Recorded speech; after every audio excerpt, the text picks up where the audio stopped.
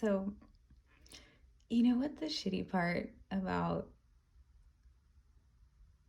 being awakened is like literally that's the literal meaning, not just metaphorically. But channeling from the divine loves to come when you're in like a focused or meditative state. So I can't really control when I get downloads, and I'd love to. I call them downloads, but I can't really control when I get them.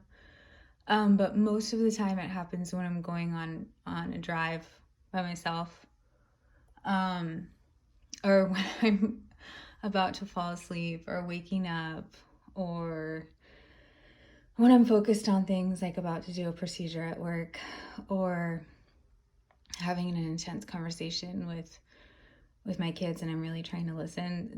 These are when I get these downloads or epiphanies or realizations, and they're not really mine.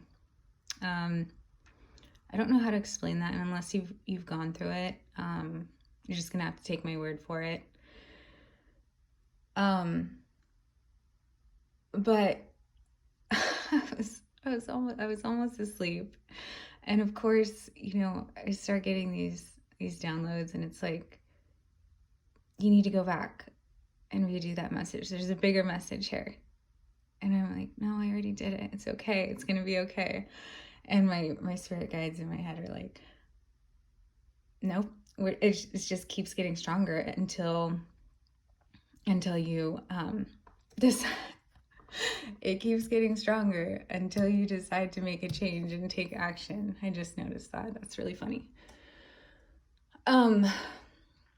So I'm still working on controlling when and how that happens. I don't really have control of that yet, but there was a bigger message here that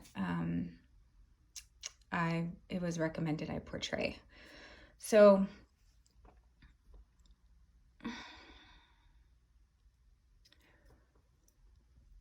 in terms of the Seven of Swords and the reconciliation or childhood memories,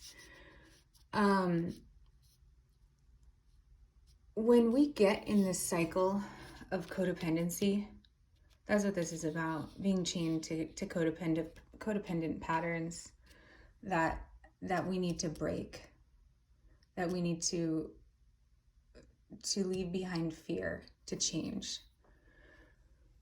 We get stuck in these cycles. And why do we let people treat us like this and then try to do everything that we can to make them happy?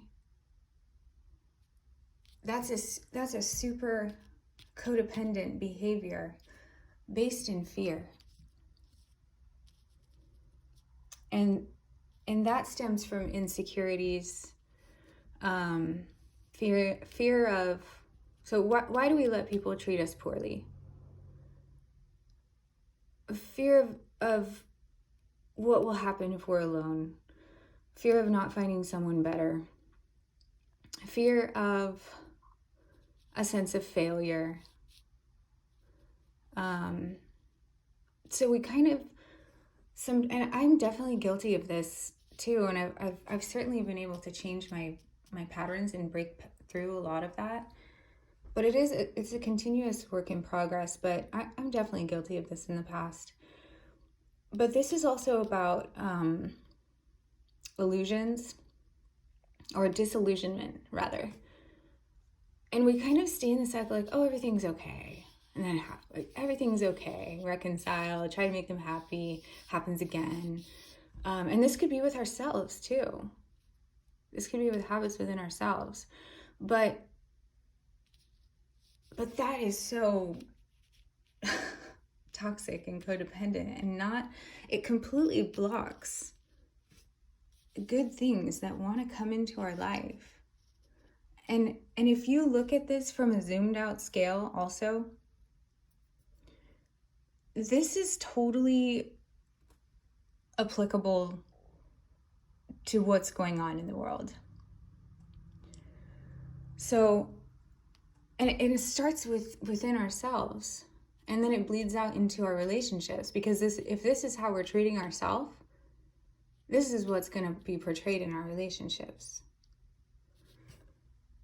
Healing those insecurities, healing those fears, breaking those codependent behaviors that are just are not healthy in any way. Letting those die. Having new, I just noticed this too. This isn't the what do you need to let grow spot. Passionate new beginnings. Look at the growth from that. I mean, if this message couldn't be any more clear now, it's so, and then in terms of a zoomed out picture in regards to the world, when people live in these cycles and it blocks true abundance and unconditional love from being born, basically, it hurts the entire world. And it just kind of puts everything on hold. And really, so it starts from the smallest place, which is inside yourself, and it zooms out to the entire world. We need to change this from waiting for something to change, waiting for someone else to change. And we need to be the change.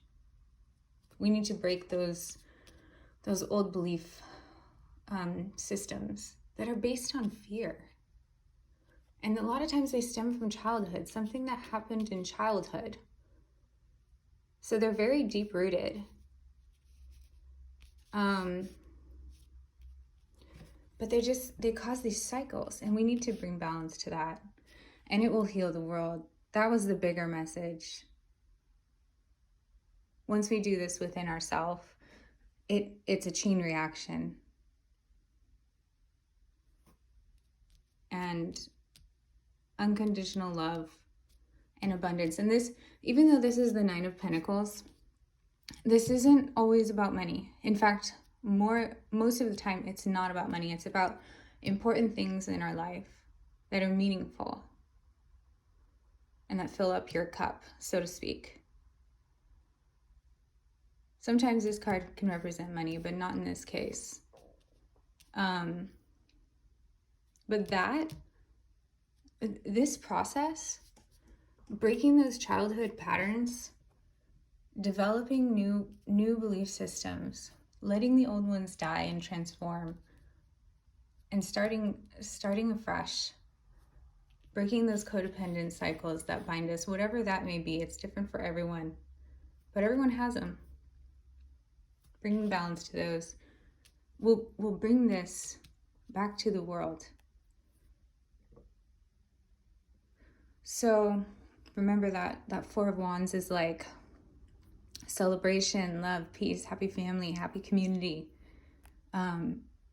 That's what is so needed in the world. It would heal a lot of our problems, and it literally starts with breaking those cycles with your relationships with other people that stem from hurt from childhood. Why we're stuck in this holding pattern. Also, if you watched the reading about the full moon in Capricorn with the lunar eclipse, it's all about closing out fear-based cycles over the past 5 years. And that's also what this is saying. And there was a similar card in that reading, transformation, I believe it was. That's what this card represents. And I've noticed this in some of my other readings as well. There's a similar theme. I think it was in one of my other readings too, about transitions through change, or guidance for whatever that one was. Letting go of fear. Being open to going through that transformation, being open to what the world has to offer you, to spread those things. And it will help heal. not only us and the people around us that we're close to, but it'll just continue to have a chain reaction. So that was that, it'll restore balance. So that was the bigger message. So I'm sorry that this was like a part 2, but that's what they wanted me to convey. So yeah, I like it. All right, good night, guys.